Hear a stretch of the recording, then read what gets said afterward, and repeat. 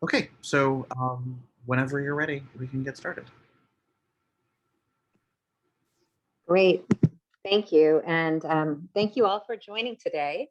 I know it's been, there's been a lot of exciting stuff in the conference, and just even looking at the different breakouts, I was feeling like I wasn't sure which one I'd want to go to. So fortunately, there are materials and everything available. And I do think that there are ways that there are probably conversations between these different breakouts. So today we're going to talk about using FRAME and the MADI frameworks to guide and track adaptations.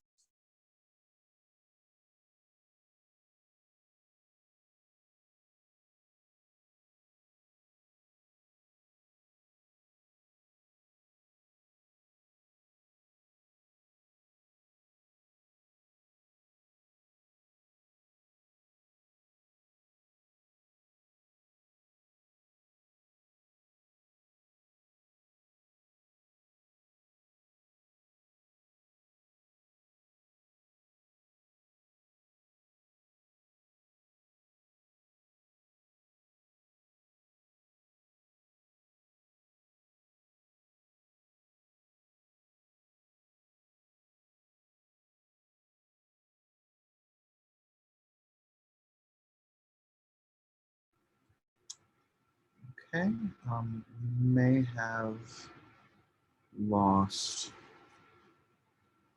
Dr. Stirman. Everyone can just hold on a second. I assume it's internet issues, and we'll see if we can get a hold.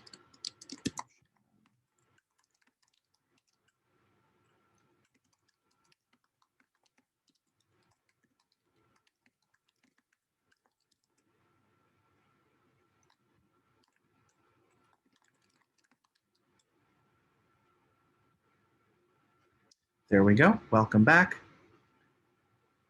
You are muted, Shannon.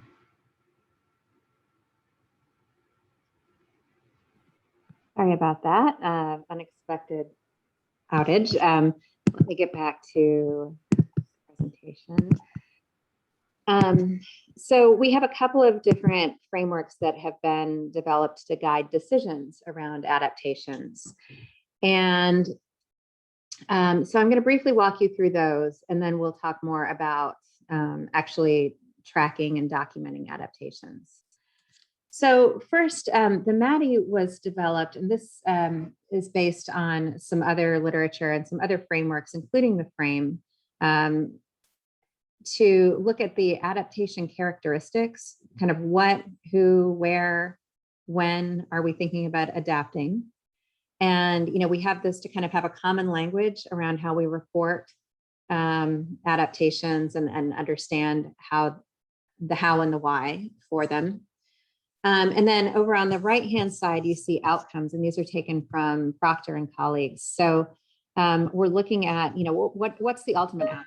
One of the reasons that it's so important to document adaptations and the adaptation process is that we want to understand their impact on outcomes, because I think we all understand that it's just not as simple a question of, is it good or bad to adapt? There are adaptations that could actually make the intervention much more effective or more engaging or more feasible. And those would be important to do. And then there are adaptations that could actually kind of erode the effectiveness of the intervention or program, or make it less engaging. And so, we really need to understand the outcomes and whether or not the adaptations have the outcomes that we intended. And one thing that the MADI really adds is, are there unintended outcomes? Have we improved feasibility while decreasing effectiveness? Have we, have we dealt with the cost issue, but made it less acceptable to people? Maybe, maybe to save costs, instead of having interventionists, we deliver it over the web and people don't like it as much. So one of the things that the MADI really contributed is not only looking at intended consequences and goals, but also looking at unintended consequences. And then MADI also talks about the possible mediating and moderating factors that we need to think about. And this helps us think about why we think the adaptations work the way that they do. So, is this adaptation that we're making to tailor? Our goal might be to improve fit. So did we actually improve fit? Is that really how it worked? Or maybe we had a goal of, dealing with literacy issues or dealing with setting constraints. And so, we made an adaptation with a particular goal in mind. How did that adaptation actually work?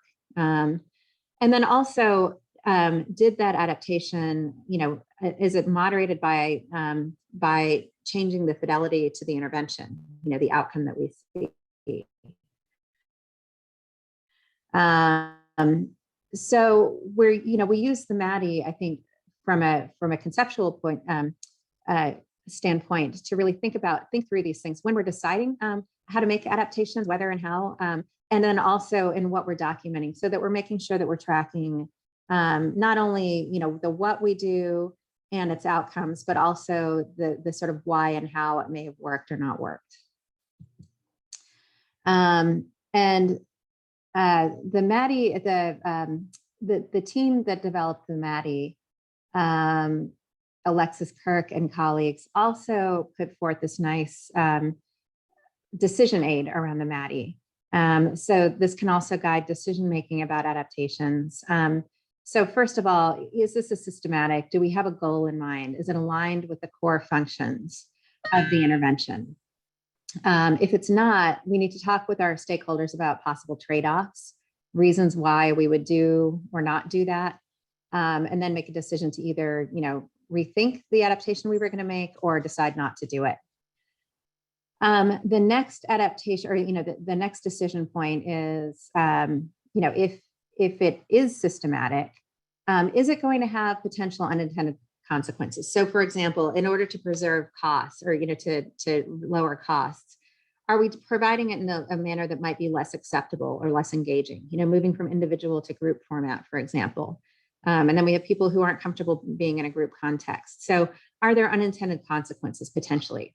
And can those be mitigated with implementation strategies? Or is there a trade-off? Is it worth it in some ways?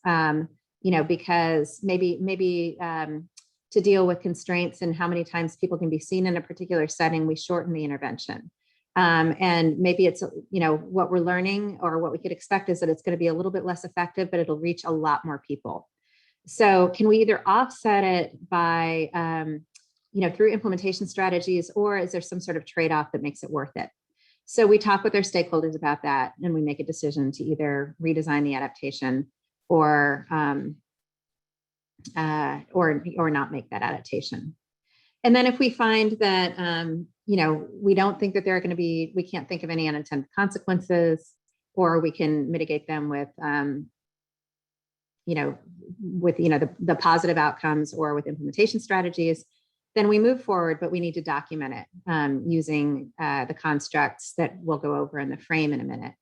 And then this is sort of we do this repeatedly as much as we need to when we're making adaptations to refine. So that's if we're prospectively using it. If we're using it after the fact, we would be looking at documenting our adaptations that we made, looking at our outcomes and making sure we're tracking those, and then trying to understand sort of the mediators and moderators. So how did we get from the adaptation to the outcome we got? And so this is, I think these are some key things that MADI added to the literature around how we can think about not only, tracking the adaptations and understanding if they work, but the hows and the whys. So when we're documenting adaptations, this is the frame. And this was kind of an expanded version of a framework we had developed earlier to really include more information about the adaptation process. So not only are we talking about the what of adaptation, what was the adaptation itself, but when did it happen? Was it planned or unplanned? Did it happen for everybody or just certain people? What was the, where in the context was it made? What was the relationship to fidelity? And then down at the bottom, we have the goals and the reasons. And the reasons we have it's not a totally comprehensive list, but we wanted to include potential implementation determinants that might need to be addressed. We've also, there are times when there might be things that could be captured through a better, maybe better phrasing, like to, increase equity, to deal with disparities, to address disparities. We have things like to promote access over here for the goal, to increase our reach, retention, feasibility. So the goals and the reasons are a little bit different. The reasons you adapt are things like, here's the constraint or the barrier or the challenge or the difference that we encountered, between the original context where the intervention was developed and the, this new context or this new setting. And the goal is really about what are we trying to do? So when we're tracking, what we recommend is that we would suggest taking, a form like this, or on the second page of the MADI code book, which I'll have a link for at the end, and I believe it's in your handout as well. On the second page, there's also kind of a checklist version of this, but that you go through, and for each adaptation that you make, you put what the adaptation is at the top, and then you go through and kind of, select each of these options. And that's probably the most intensive way, like if you're really trying to do a deep, thorough dive. We also adapt this so that it's a little bit more pragmatic by only, honing it in and having fewer choices if we know that some just aren't going to be as relevant, or we know that certain context modifications might not apply or content modifications might not apply. So, we also have projects where we have people document a little bit less, fewer of these categories. We have also, the reasons that we do this are, number one, we want to have a shared language for people around, what are the types of things that are being done and what are the types of adaptations that are being made, so that we can, look across studies and things. It does, especially since we've kind of expanded the framework, it helps us, it gives us some process data that can be really important, like, oh, these were adaptations that were made in the middle of the implementation process because, we were hit with a new constraint, COVID hit. And so we had to make these different changes, but they happened at a different point in the implementation process. And then that might be a factor. These weren't planned, they weren't proactive. Maybe they didn't happen as quickly because we had to scramble, to not interrupt care. And so they happened a little bit differently. Certainly we want to link adaptations to outcomes. What kinds of outcomes can we expect? And are there things about the adaptations themselves or how they were made that contribute to the outcomes that we see? Certainly we can learn about the refinements to the adaptations and whether refinements can be made. If we take something, we're not able to provide some aspect of the intervention, and we're tracking that, and we see that the outcomes overall don't really suffer of the intervention, it might tell us that, people can have the option of removing that component. And then also, it helps us when we're using kind of this, this approach, we can start to refine and document our ways or we can refine our ways of documenting and of using these frameworks. I also wanted to briefly show you, this is the Frame IS. And this has come out very recently because people have been asking us if we could use the frame to document adaptations to implementation strategies themselves. So not to the underlying intervention that we're trying to implement, but to the strategies. So we had to adapt our training approach. We had to adapt our audit and feedback. And so the original frame really wasn't designed for those purposes, and it didn't entirely fit. So the Frame IS is a way if you need to document your implementation strategies. So this has a kind of a cover sheet or an overview where you say what's being implemented, the implementation strategy you're modifying, what the modification is, what the reasons are. And then this is what the Frame IS looks like. And this is modular. So we have some kind of core modules that we suggest everybody completes. And then we have some optional depending on the context and the goals of documenting those modifications.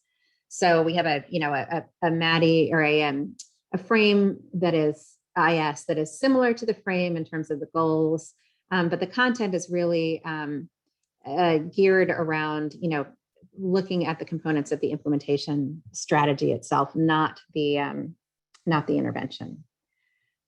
So we also, as we were writing the frame, we ended up breaking this out into a separate paper for length and things, but we also wanted to provide some guidance around implementing or making decisions about adapting while implementing. So this is a decision tree that we put out, and in contrast to the MADI, I think this walks through more steps, like can you pilot it? If so, what does your data say? That kind of thing.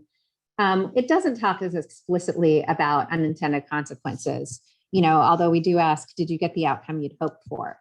And so this really is a way to help people think about, well, do I have data that tells me I need to adapt? If so, can I preserve core functions? If not, can I pilot? And how do we evaluate and work with our stakeholders to decide whether or not we're seeing the outcomes we'd hope for when we adapt?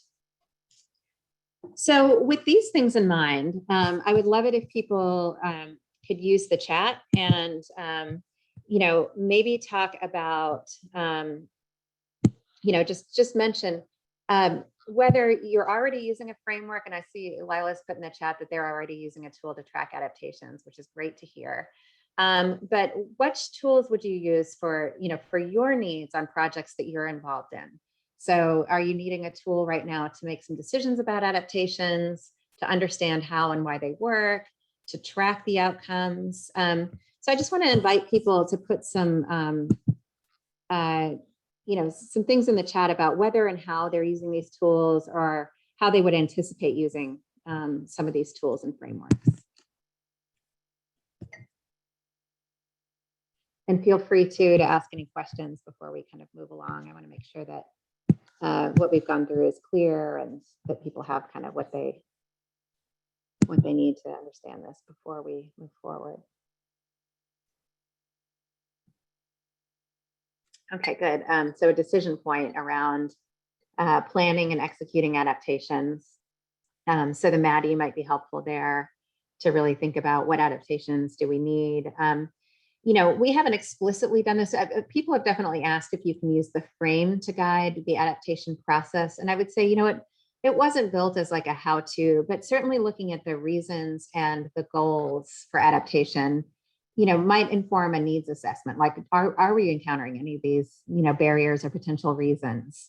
What would we be hoping to do when we, if we adapt? And so Dennis is saying they're looking at adaptations in their intervention using frame and looking at how the different elements relate with each other. Yeah, I think that's that's going to be really interesting, because we certainly would hypothesize that maybe adaptations made at a certain point in the process might be less likely to be fidelity consistent. If they're reactive, they might be likely to be, they might be less likely to be fidelity consistent. Adaptations made for certain goals, we might notice that certain types of adaptations kind of cluster around the different goals or reasons for adapting. And so looking at how they relate to each other, I think is going to be a really interesting project. Any other comments or questions before we move forward? Great. Okay, so using REP. Oh, good. There's a question here about how MADI or frame would integrate with REP. Yeah, and so, what I like about REP is I really like that kind of process they lay out for, working with your stakeholders, choosing your intervention, looking at how it might have to be changed, designing the package, piloting it, getting the data, refining it if you need to, rolling it back out. And so I think that, frame or MADI could be used to document what you're doing, and maybe also helping inform that kind of needs assessment and those discussions you'd be doing with your stakeholders as you're kind of building the intervention to deploy, like in that particular context. So asking questions around, do we anticipate any of these barriers? What are our key goals for doing this? What are the key outcomes we want to be attending to? And is there any reason that we think that the intervention as designed might not, meet our goals around things like engagement, or might not be as feasible? And if so, or effective, and if so, what do we need to do to change it? And it can be very helpful, I think, during the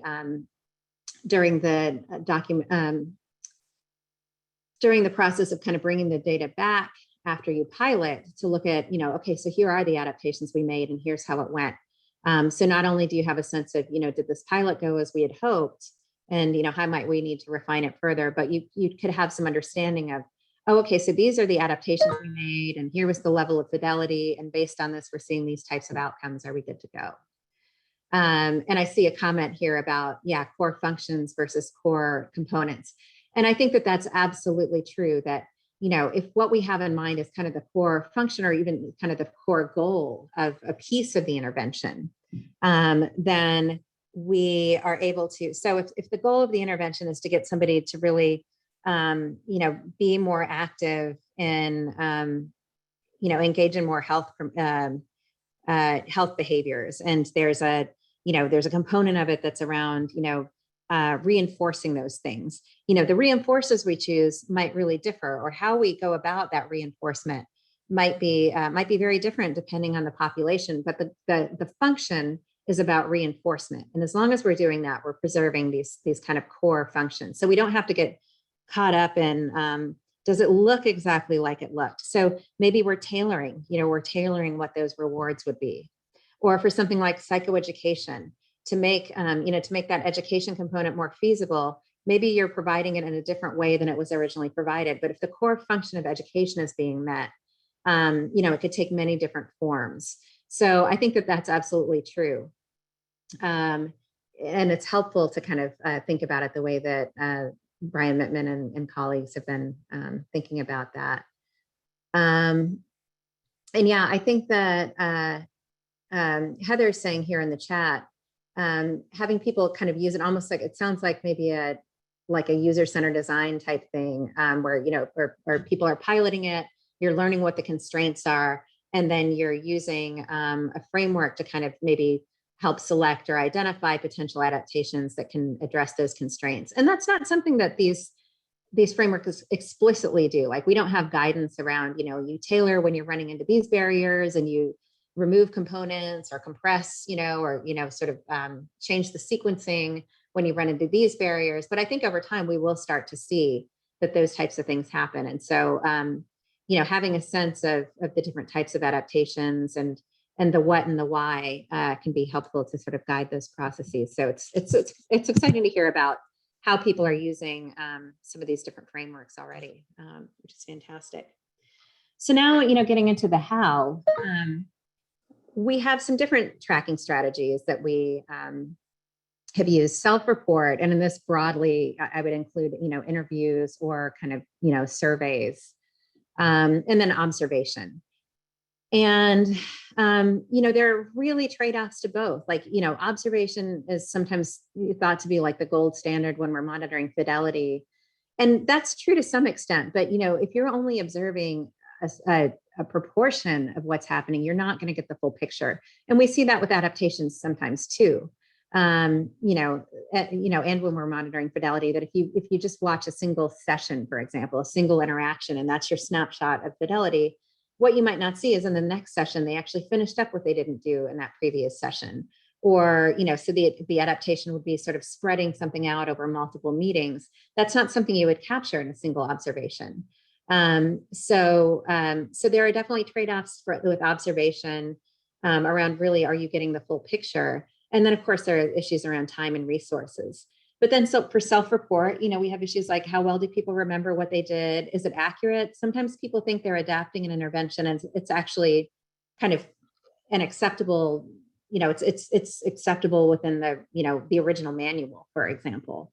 It's not really, maybe it's an adaptation, but it's more on the kind of tailoring spectrum, and people think that they've added something. They really haven't from the intervention developer's perspective. It does add more burden in terms of time and record keeping on the providers. And so what we've learned is that depending on what your goals in the project are, you might need to kind of triangulate and use multiple methods to really get a picture. But these are just some interview questions that we use on our study, or some samples. So they're pretty broad. Since you've started implementing, have you made any changes? How have you made them? And then we have the frame. We have people who know the frame pretty well, so that when they probe, they're knowing that they're asking the questions they need to just, decide between, a couple of different codes. So it is important when you're doing the interviews to have familiarity with the framework that you're using to code adaptations with, so that you can really adapt and, you can really get precise about what the adaptation is. Do you make that change for everyone or just somebody? Some people. So when do you make it, for whom, how often? Are you doing it for certain cohorts or just certain individuals? Or is this something everybody in your system is doing? What led you to make that change? And so this is where we really, it's kind of the broad question, and we probe to understand better, to code our reasons and our goals. Who was involved in the decision? How did you decide? And then we also ask if it seems to be working and how they know. Because we're trying to get a sense of how systematic people are when they decide to make adaptations, and whether they're tracking if it works or not. So we're asking questions along those lines as well. And these are some sample interview questions that Borsika Rabin has used in one of her projects, or I probably think some of the projects that they're doing there. So, this kind of follows the who, what, when, and you'll see some overlap, but those are some suggested types of questions that we would ask in our interviews. And then this is just a little snapshot of observation from one of our studies where we're looking at a psychotherapy adaptation. So for this, we're asking about the approach, and we're asking about some of the modifications that people make. Did they shorten the session? Did they lengthen it? Did they reorder elements? And we have some decision rules and things built in. So as I mentioned, for observation, there really are challenges when we come down to time and resources. To get a really good picture of what's happening, you have to have somebody observing a lot. Some adaptations, if you're just, like I said, if you're coming in on a single day, if you're just watching one interaction between, let's say the client and the therapist, or the doctor and the patient, you might not be seeing the whole picture. It can really be helpful to be assessing fidelity at the same time that you're assessing adaptation. We have found in one study that we did that, at least, and it doesn't always happen this way, but in this case, the fidelity inconsistent adaptations were essentially like the inverse of adherence, because what we would see when people were doing things that were fidelity inconsistent tended to be that they were dropping elements. And, so we had to make, we made decisions like we would code that under adherence, and we would mention, we would track the adaptation of dropping something. But then when we built things into our model, we had to decide, are we going to talk about this as fidelity, or are we going to talk about it as an adaptation, in terms of the way we analyze the data. But also, you need people who understand the intervention to really assess what an adaptation is. And so them having a handle on it and being able to assess fidelity at the same time can be useful.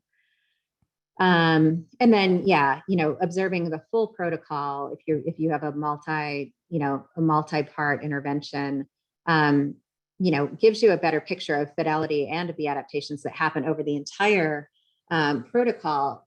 But then you have to make decisions about whether you're going to analyze your data at the patient level. So did this person eventually, even if it took more sessions, get the full intervention, or were there adaptations made that were maybe more about sequencing rather than, that they dropped it? Maybe they didn't drop it, they just did it later.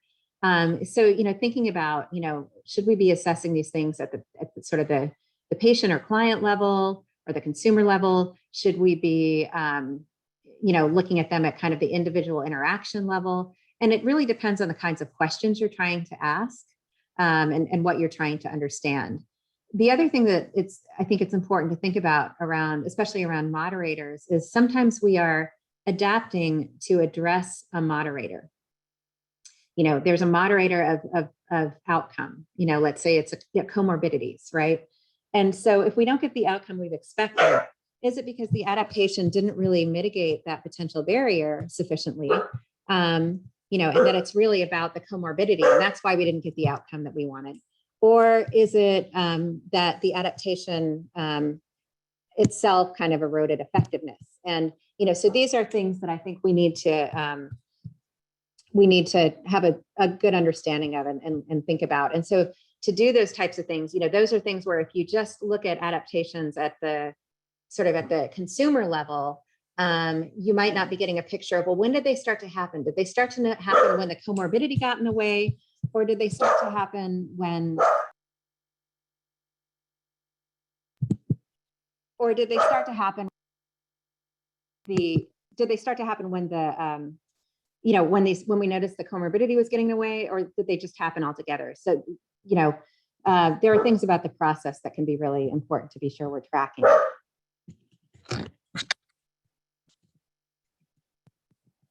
Next slide. So, you know, to get the full picture of the adaptations too, we need to, you know, sometimes kind of triangulate. If you're just looking at, you know, single interventions, a single session or a single meeting, you might not get the full picture, and you might need to sort of supplement with self-reports or looking at records, or finding some other way to try to get the full picture without having to observe every single session. So triangulating can be very helpful as well, especially when you're doing this to understand adaptations that are happening at the consumer level or at the program level.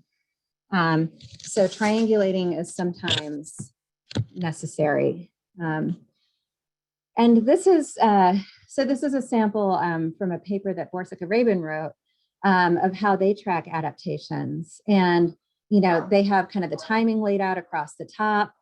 They have sections for, you know, things that happen at each point to adapt the intervention, to adapt the implementation strategy.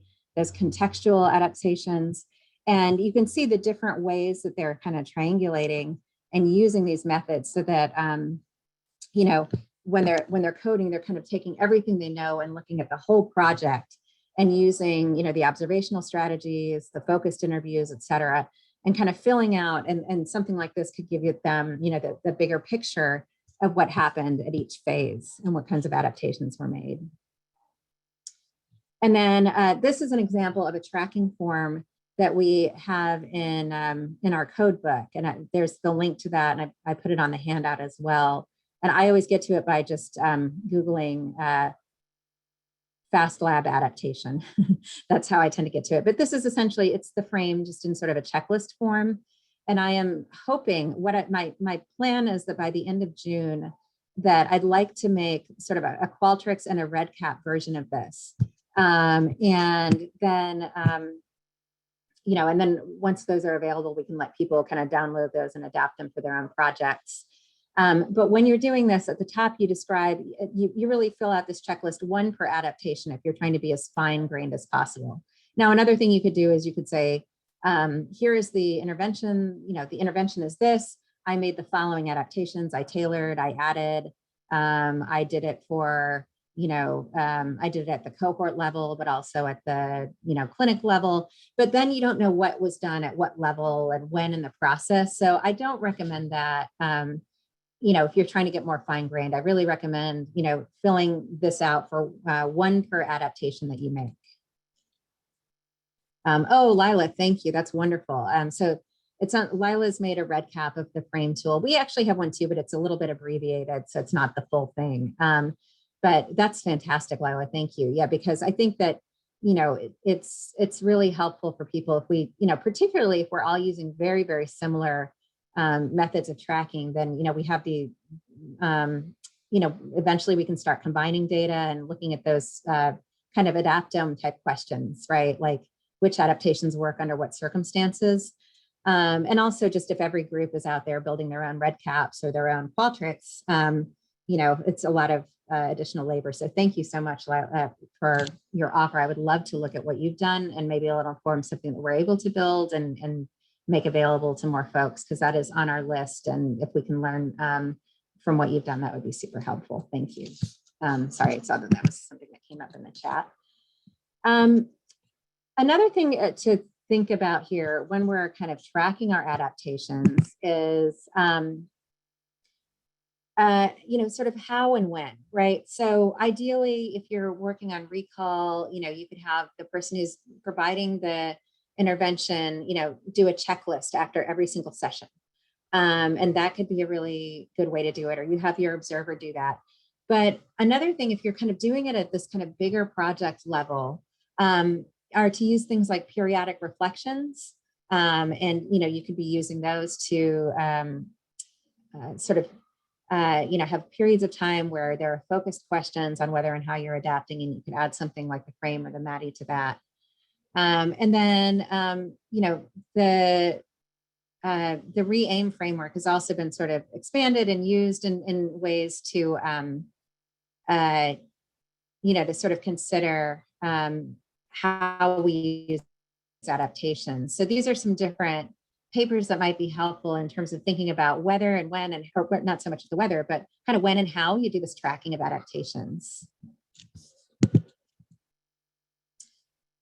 This is the web page I was telling you about. It has the frame and the frame IS. We've got a link to the MADI, and we have our old code book, our new code book, a fillable coding sheet, some samples for, different adaptations, at the monthly, at the kind of, session level for us. And then we also have some slides with graphics that you can use if you're teaching or presenting.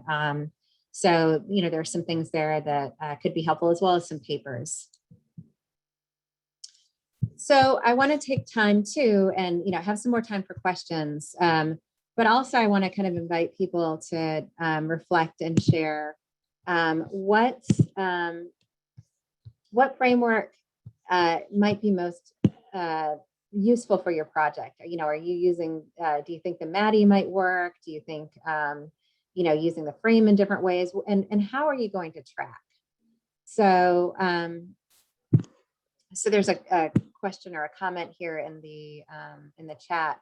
When using these REDCap or Qualtrics for tracking, if we learn of an adaptation from multiple sources, would you fill out one mode or one per adaptation? I would do one per adaptation, but you could add in there, what's the source of data that you're using as you learn about this adaptation? And so you could have, we're learning about this from our clinical records, we're learning from this, through interviews. So I would maybe have a source code as well if you're doing this, but I would really put it at the level of, one per adaptation.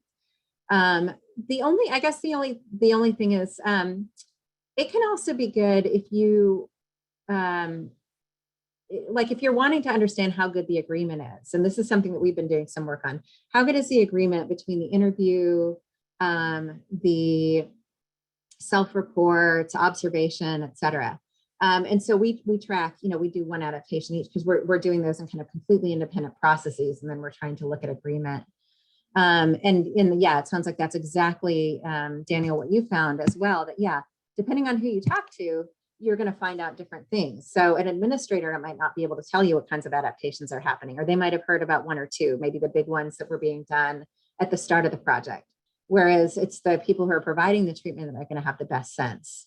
And yeah, again, this is why using multiple sources of data is good, because it's not about accuracy. I mean, it is, if you're saying, well, if we only interview one key informant per site, we're not going to learn everything we need to know about adaptations. That's absolutely true.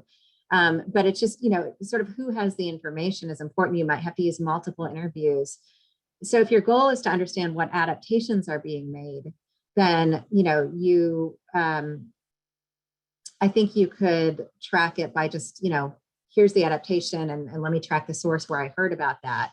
If you're wanting to look at agreements, then you might have, you might sort of look at your interviews with different people and then see if there's agreement on what adaptations were identified. So yeah, I think, and this is really important. And, we're doing some work to really understand, and we presented at a conference, and we're kind of working on the paper, but it's really tricky, because what we're finding is, there really are trade-offs to each source. We are probably getting more accurate data on some levels from adaptation or from interviewing some people than we are from the checklists. But in other ways, checklists are mapping most closely onto observation than any of these other things. But we're learning from interviews about stuff that might not have happened in sessions that we actually recorded and observed. So, so I do think that kind of understanding, you know, like as a field, we can all be kind of contributing and learning. And it sounds like there are some other folks who have projects like this going on as well. You know, what's the right tool depending on what your goals are around tracking adaptations? Because obviously, like, pragmatism comes into play as well. You know, it's not necessarily possible to do a chart review and an interview and have people doing checklists, et cetera. You know, that's more of methodological questions, but at the end of the day, what's going to get you the information you need to know? And I think that's really where the field is kind of headed right now, and trying to figure that out. So any questions about the, you know, the use of any of these frameworks, how, when, why you would use some of these things? I think we've got a little bit of time for some discussion, a couple minutes.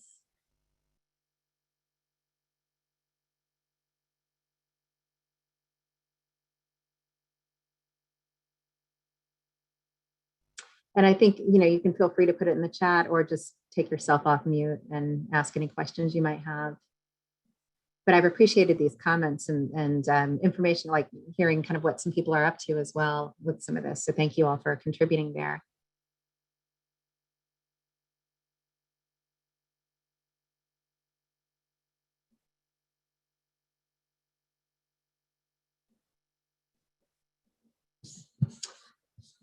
Okay. So I can jump in. Thank you so much. Oh, go ahead. Oh, no, go ahead.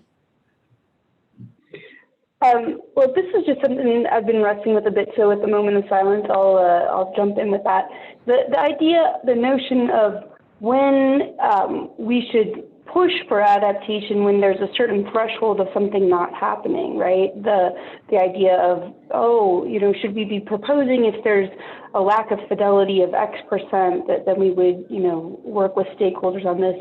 Have you wrestled with that at all, or thought of how to incorporate that into the MADI?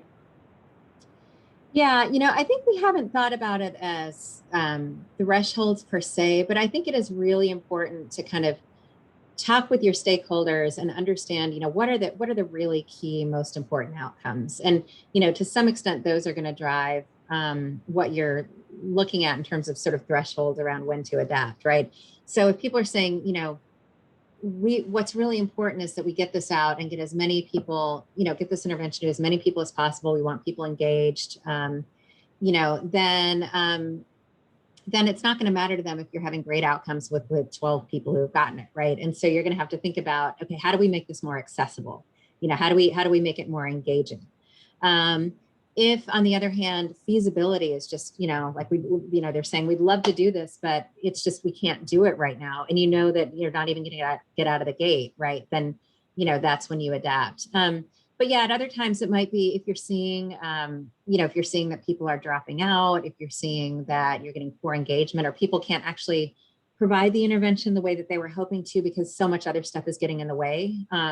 So, you know, if you're doing, let's say you're doing an intervention and you're working with folks who just have, you know, their lives are pretty chaotic and they have, you know, transportation issues and things are coming up and they can't always make it to meetings. And when they do, like, this is what's, you know, first and foremost on their mind, and you trying to sort of shoehorn this other thing in isn't really fitting, you know, then you might have to think about, well, are there principles? Like, can we expand this to accommodate the types of things that are going on in their lives to sort of help engage? Or do we need to put something around this, you know, so that maybe we need to have a 20-minute check-in and, you know, see what we can be doing about helping them with resources or hearing them out about what's going on and problem solving with them about those types of things, and then move into this, you know. And so, you know, I would say it's a combination of the barriers, but also just, you know, the outcomes themselves, I think, and looking at those outcomes and using those to tell you, like, something's not working here, you know. I love that response. Take it to the stakeholders, think of your North Star, where are you trying to go? Yeah, for sure. You know, and we can walk in and think that we're going to need to adapt, and then we don't, you know, like we can say, like, oh, I don't know how this is going to fly with this particular group. And, you know, I don't know if they're going to like it, and, you know, and it's fine. Or you kind of just naturally, like, you notice that you're tailoring the way you describe things a little bit differently, but essentially you're not having to make really big tweaks, you know? So I think we can't assume either way. We certainly can't assume that we're not going to have to make adaptations, and we can't assume that we do until we've got some data to tell us. And that doesn't have to be data where you try it and fall on your face. It can be, I'm showing this to the stakeholders and they hate it, you know? And when that's the case, you make the adaptations up front as well. Great. Any other questions? I think we're just about at time, but please do feel free to shoot me an email. I'll just put back in the chat my email address. If questions come up, there are a fair number of resources on that website, but if you don't find something you're looking for, let me know. And if we've got anything that could be helpful, we can definitely let you know. We've got some red caps where we have some of this information, but it's not the full comprehensive thing. And so we're going to work on getting that. And hopefully we'll have ways that'll help people that are needing to do this tracking, without everybody building their own systems fairly soon.